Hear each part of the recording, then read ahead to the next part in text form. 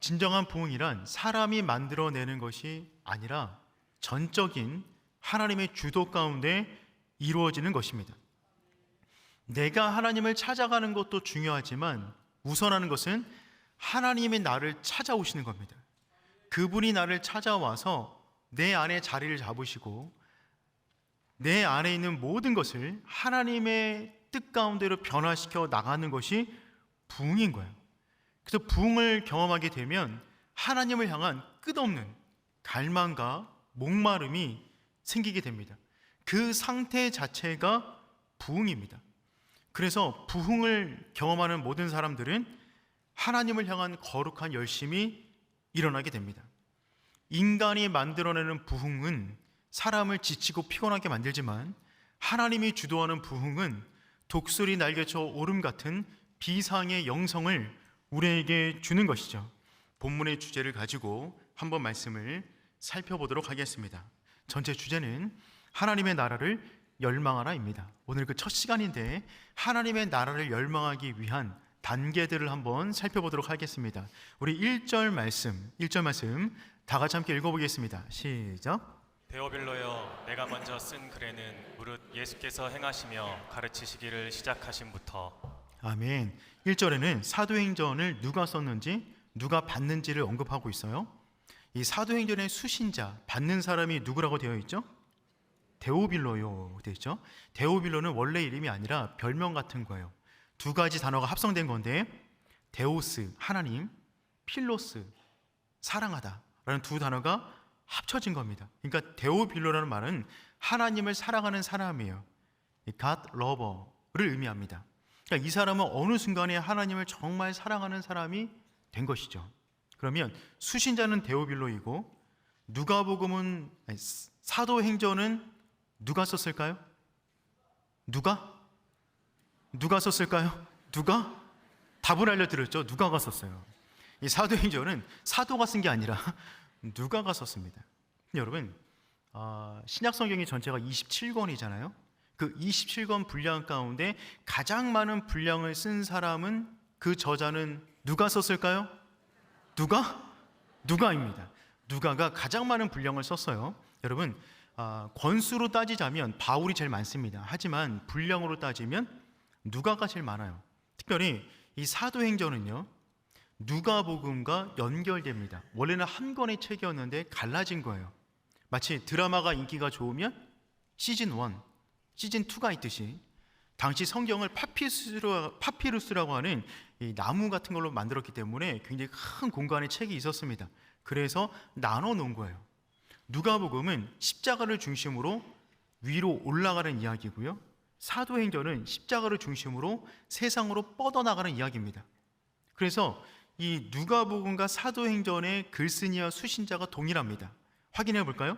누가복음 1장 3절 말씀 읽어보겠습니다. 시작. 그 모든 일을 근원부터 자세히 미루어 살핀 나도 데오빌로 각하에게 차례대로 써 보내는 것이 좋은 줄 알았노니. 아멘. 그러니까 누가복음도 데오빌로 각하에게 쓰는 거죠. 근데 단어가 바뀌었어요. 사도행전은 데오빌로요라고 그랬는데 누가복음에서는 데오빌로 각하라고 그럽니다. 여러분, 각하는 적어도 총독 이상의 굉장히 고위직을 말하는 거예요. 그런데 누가복음은 각하라고 썼는데 사도행전은 데오빌로요라고 썼어요. 호칭이 지워졌죠.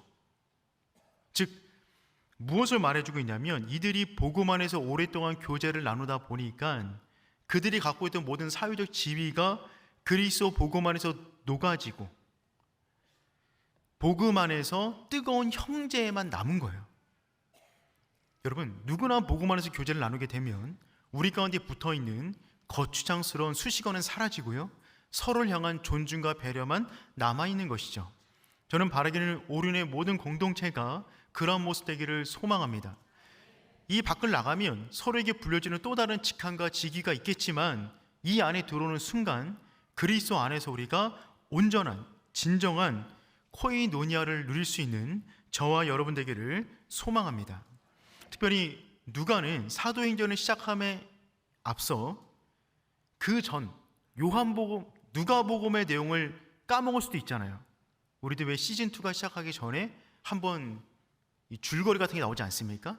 그런 것처럼 사도행전 1장 1절부터 3절까지를 할애해서 앞에 썼던 누가복음의 내용을 정리합니다. 우리 한번 읽어볼까요?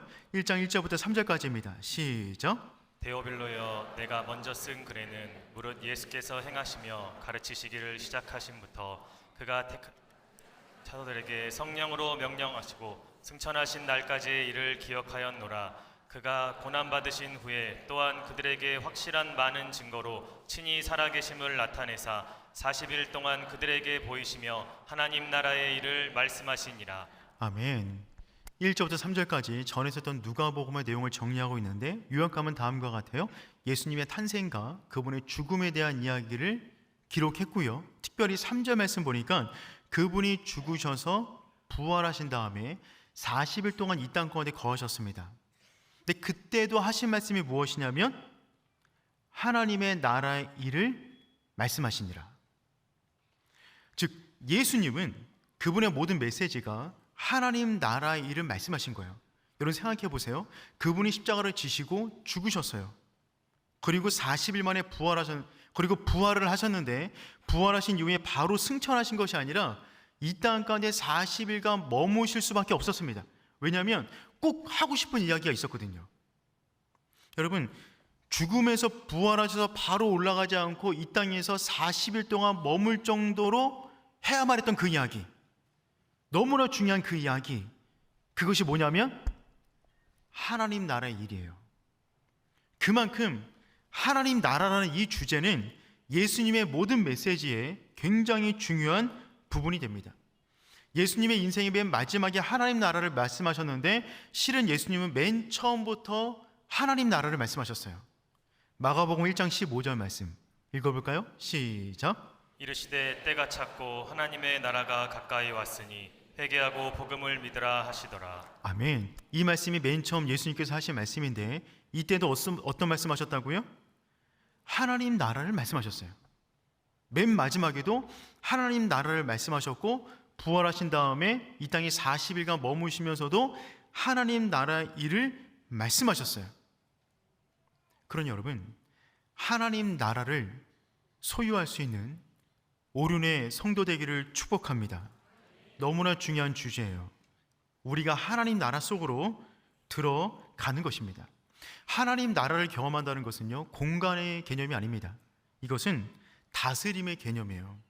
통치의 개념입니다. 여러분의 가정이 움직이는 모든 동력이 하나님이라면 여러분의 가정 가운데 하나님 나라가 임한 거예요. 오륜교회를 움직이는 추진력이 하나님이라면 오륜교회는 하나님의 나라를 경험하고 있는 것입니다. 여러분의 상처, 아픔, 좌절, 재정적 궁핍, 악화된 건강, 왜곡되고 긴장된 모든 대인관계 속에 하나님이 좌정하셔서 이끄신다면 그 공간에서 우리는 하나님 나라를 경험하게 되는 거죠. 그러므로 여러분 하나님 나라라는 것은 내가 소유하는 개념이 아닙니다. 도리어 소유당하는 거예요.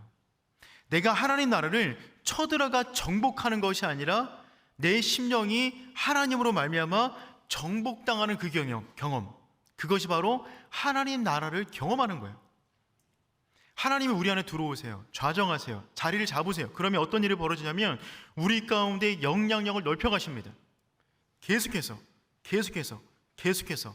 그래서 나의 생각, 나의 마음에 가득 찼던 자기 안에 있는 욕망이 사라지고 하나님으로 가득한 그 순간, 그것이 바로 하나님 나라를 경험하는 거예요.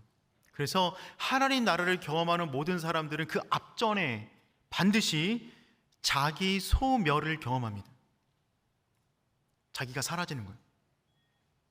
내 안에 상처, 고민, 계획, 모든 게 사라지고 그냥 하나님으로 가득해지는 것이죠. 그 하나님 나라, 그 나라를 온전히 누릴 수 있는 우리 복된 오륜의 성도 되기를 축복합니다. 그럼 여러분, 우리가 어떻게 하면 그 나라를 경험할 수 있을까요? 하나님 나라를 경험하기 위한 3단계가 오늘 본문 가운데 기록이 되어져 있는데 한번 살펴보도록 하겠습니다. 첫 번째는 무엇이냐면 적극적으로 기다리라. 따라해 볼까요? 시작. 적극적으로 기다리라. 우리 4절 말씀 4절 말씀 읽어보겠습니다. 시작. 사도와 함께 모이사 그들에게 분부하여 이르시되 예루살렘을 떠나지 말고 내게서 들은 바 아버지께서 약속하신 것을 기다리라. 아멘. 약속하신 것을 기다리라고 말씀하셨어요. 그러면 그 약속하신 것을 기다려야 되는데 그 약속하신 것이 무엇일까요?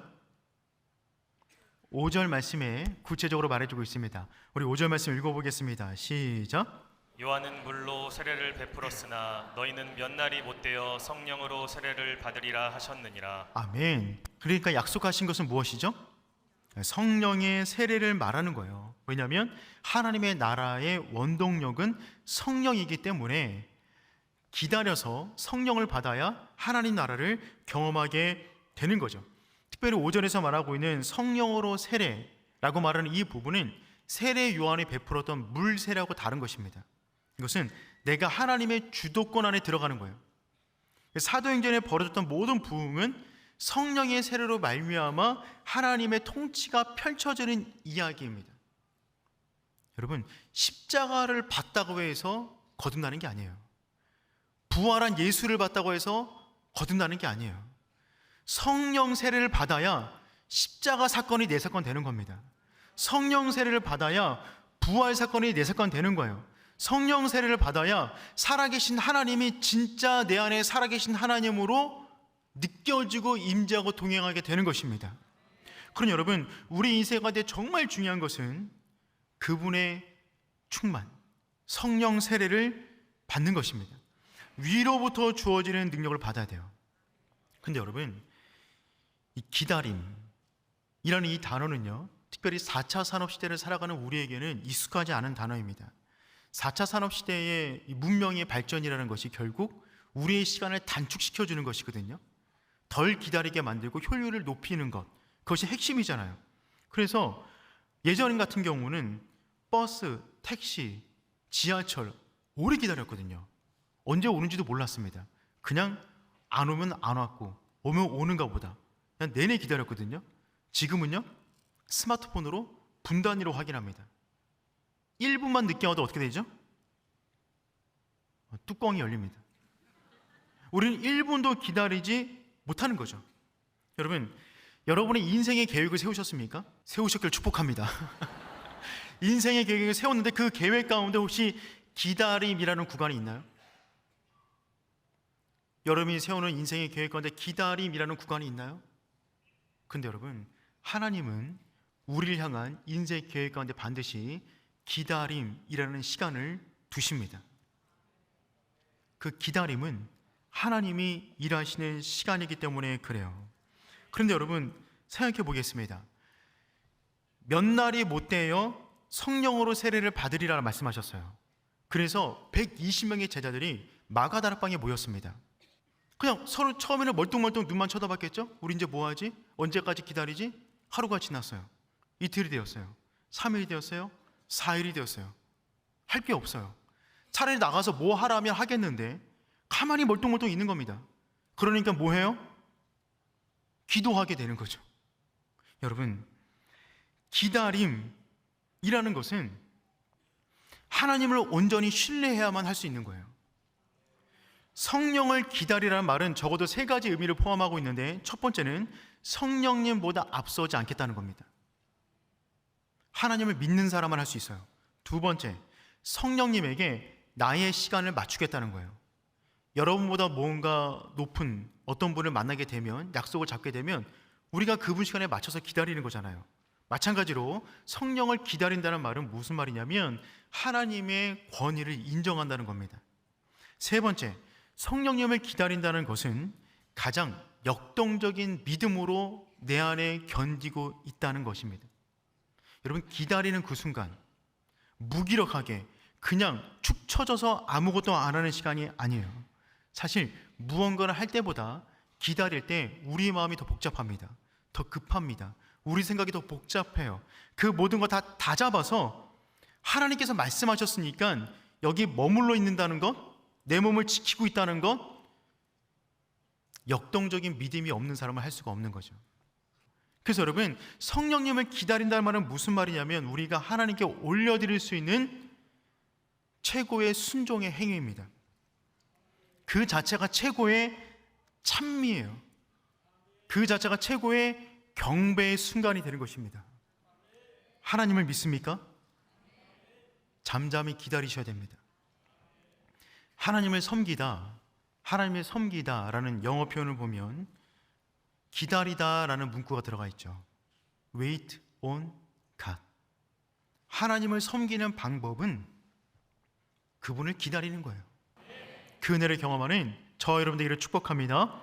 두 번째, 우리는 자신을 깨트려야만 합니다. 우리 6절 말씀 읽어보도록 하겠습니다. 시작. 그들이 모였을 때 예수께 여쭈어 이르되 주께서 이스라엘 나라를 회복하심이 이때니까 하니. 그들의 질문은 뭐냐면 이스라엘 나라를 회복하심이 이때니까. 세 단어로 구성되어 있는데 이 세 개가 다 틀렸다는 거예요. 첫 번째, 이스라엘 나라를 잘못되었어요.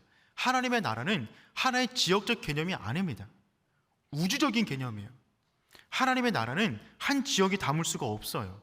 두 번째, 회복하심이, 제자들이 말하는 회복이란 로마의 압제에서 해방되는 것이었어요. 하나님이 말씀하신, 예수님이 말씀하신 하나님의 나라는 죽은 자가 살아나는 거예요. 차원이 다른 개념입니다.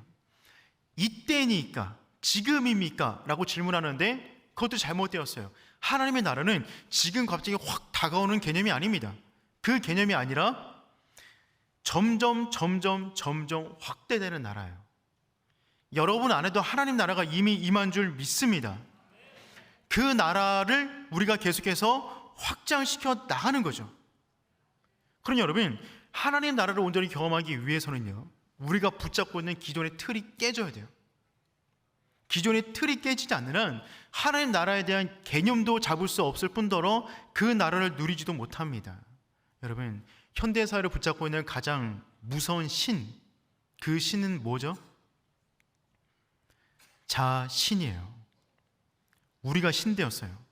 내 욕망, 내 생각, 내가 만들어낸 왜곡된 믿음이 나의 삶을 붙잡고 가는 거예요. 근데 여러분, 그 자신을 깨트리지 않는 한 우리는 하나님 나라를 경험할 수가 없습니다.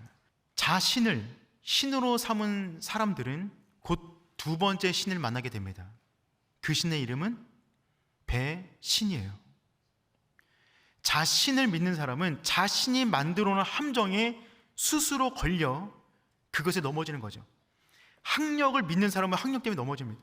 물질을 믿는 사람은 물질 때문에 넘어지는 거예요. 자기의 어떤 유능함, 자기 존재를 드러내려고 하는 그 사람들은 자기 존재 때문에 넘어져요. 관계에 매여 있는 그 사람은 관계 때문에 넘어지는 거예요. 깨트려야 부드러운 심령 가운데 하나님께서 물을 주시고 성령을 주실 때 아름다운 열매를 맺을 수 있기 때문에 그렇습니다. 세 번째 단계는 무엇이냐면 권능을 받는 거예요. 우리 7절 말씀 다 같이 읽어보겠습니다. 시작. 이르시되 때와 시기는 아버지께서 자기의 권한에 두셨으니 너희가 알 바 아니요. 아멘. 예수님 굉장히 단호박이세요. 너희가 알 바 아니다. 신경 꺼라. 아니, 관심 없다 이겁니다. 그리고 주신 말씀 너무나 중요한 말씀인데 사도행전의 등뼈와 같은 말씀이에요. 우리 8절 말씀 다 같이 읽어보겠습니다. 시작. 오직 성령이 너희에게 임하시면 너희가 권능을 받고 예루살렘과 온 유대와 사마리아와 땅끝까지 이르러 내 증인이 되리라 하시니라. 아멘. 여러분, 사도행전 1장 8절의 말씀은 2000년 기독교 역사를 움직여온 견인차와 같은 역할을 한 말씀입니다. 지금도 세계의 모든 선교사님들은 이 말씀을 붙잡고 그 땅에 나아가 복음을 전하고 있고요. 오륜교회가 이 땅까지 세워진 이유 역시 이 말씀에 순종하기 위하여 여기에 서 있는 것입니다. 여러분, 권능을 받고 권능이라는 단어는 듀나미스라는 단어인데 이 단어는 예수님이 사역 초기에 하늘로부터 받으신 그 권능이에요. 귀신을 내어 쫓으실 때 이 권능을 사용하셨어요. 병든 자를 고치실 때 이 권능을 사용하셨어요. 죽은 자를 살리실 때 이 권능을 사용하셨어요. 그런데 이 권능을 누구에게 주시겠다고요? 기다리고 자신을 깨트린 자들에게 이 권능을 주시겠다는 것입니다. 여러분, 그 권능이 있어야 우리는 예루살렘과 온 유대와 사마리아와 땅끝까지 이르러 증인된 삶을 살아갈 수가 있는 거죠. 이 권능이라는 단어 듀나미스에서 다이나마이트가 나왔습니다. 다이나마이트는 기존 것을 무너뜨리고 재창조를 위한 도구로 쓰임받는 거죠. 권능이 임하면 이전에, 이 예배 이전에 우리의 삶이 어땠든지 간에 그 모든 것은 무너지고 하나님의 세우기를 원하시는 하나님의 나라가 우리의 삶 가운데 일어나게 되는 줄 믿습니다. 이 듀나미스라는 단어에서 다이나믹이 나왔어요. 권능을 받은 모든 사람들의 영혼은 역동적일 수밖에 없어요. 가만히 있을 수가 없습니다. 우리의 삶을 그리스도의 복음으로 물들이는 삶을 살아가게 되는 것이죠. 그 권능을 사모하고 그 권능을 받을 수 있는 오륜의 성도 되기를 축복합니다. 그러면 그 권능을 받게 되면 어떤 일이 벌어지냐면 예루살렘과 온 유대와 사마리아 땅끝까지 이르러 복음을 전한다고 했잖아요. 근데 4개의 지명이 나오죠. 그런데 원어로 보면 전치사가 3개 쓰였어요. 그러니까 성경은 4개의 지역이 아니라 3등분해서 본다는 것입니다. 예루살렘과 온 유대와 사마리아와 땅끝 3군데예요. 그런데 우리가 앞으로도 살펴보겠지만 사도행전 전체 구조를 보게 되면 이 지역 가운데 사도들이 가서 복음을 전하기 이전에 항상 늘 언제나 성령님이 먼저 강하게 임재하셔서 부흥을 주도하셨어요. 즉 사람이 한 일이 아니라 하나님이 주도하신 일입니다. 우리 사도행전 2장 1절과 2절 말씀 읽어보겠습니다. 시작. 오순절 날이 이미 이름에 그들이 다 같이 한 곳에 모였더니 호련히 하늘로부터 급하고 강한 바람 같은 소리가 있어 그들이 앉은 온 집에 가득하며. 아멘. 사도행전 2장에 예루살렘에 성령이 임하는 사건을 기록하고 있죠. 마가다락방에 호련히 성령이 임하셨어요. 유대와 사마리아 땅에는 베드로와 요한이 방문하자 성령이 임하십니다. 사도행전 8장 16절과 17절 말씀 읽어보겠습니다. 시작. 이는 아직 한 사람에게도 성령 내리신 일이 없고 오신 주 예수의 이름으로 세례만 받을 뿐이더라. 이에 두 사도가 그들에게 안수하매 성령을 받는지라. 아멘. 성령이 항상 먼저 임하죠. 땅끝으로 복음이 전파되기 이전에 백부장 고넬료의 집에 성령이 임하세요. 사도행전 10장 45절 46절 말씀 읽어보겠습니다. 시작. 베드로와 함께 온 할례 받은 신자들이 이방인들에게도 성령 부어 주심으로 말미암아 놀라니 이는 방언을 말하며 하나님 높임을 들음이로라. 아멘. 정리해 볼게요. 여러분, 세 개 지역 가운데 사도들이 복음을 전하게 될 것입니다. 하지만 사도들이 움직이기 이전에 성령님이 먼저 움직이셨어요. 그래서 여러분, 우리가 나가서 무엇을 하는 것보다 중요한 것은 그분의 권능을 먼저 받는 것이 더욱더 중요합니다. 권능을 받아 예루살렘과 온 유대와 사마리아와 땅끝까지 이르러 우리의 지경이 넓어지는 겁니다. 하나님은 여러분의 지경이 넓어지기를 원하세요. 하나님은 그냥 우리를 있는 모습 그대로 사랑하시지만 있는 모습 그대로 살기를 원치 않으십니다. 우리를 들어 큰 일에 쓰기를 원하시는 거죠. 그래서 이 하나님의 계획의 최종 단계는 무엇이냐면 내 증인이 되리라. 여러분, 명령문이 아니에요. 명령문은 뭐죠? 내 증인이 되라. 명령문이죠. 근데 여러분, 증인은 뭐죠? 보고 들은 바가 있는 사람이에요. 체험한 것이 증인입니다. 증인은 명령한다고 되는 게 아니에요. 너 증인해. 똑바로 말해야 돼. 그분이 본 게 없고 들은 게 없는데 말 한들 몇 번이나 거짓말할 수 있겠어요? 들통납니다. 그러니 돼가 아니라 되리라. 되리라는 뭡니까? 미래형이에요. 초청이에요. 내가 반드시 그렇게 만들고야 말겠다라는 예수님의 우리를 향한 다짐이 되리라입니다. 무슨 얘기예요, 여러분? 내가 반드시 너에게 성령을 부어줄 거야. 기다리는 영혼에게 충만하게 채워줄 거야. 자신을 깨트리는 자에게 하나님의 은혜를 나눠줄 거야. 권능을 받는 모든 자에게 예루살렘과 사마리아와 온 땅까지 이르러 내 증인이 될 수밖에 없는 그 간증의 스토리가 많은 그 사람, 하나님을 만난 흔적이 많은 그 사람, 내가 그 산으로 만들어 버릴 거야. 그래서 너의 입이 근질근질하게 만들 거야. 너의 심령이 하나님으로 벅차게 만들 거야. 만나는 모든 사람마다 말하지 않으면 안 되는 그 상태로 우리를 만드시겠답니다. 여러분, 우리는 그 나라를 열망할 되는 이유는 분명하죠. 주님이 우리를 그러한 자로 만드실 계획이 있기 때문에 그렇습니다. 그 하나님의 초대, 그 위대한 초대, 그 초대 안으로 들어갈 수 있는 저와 여러분 되기를 축복합니다.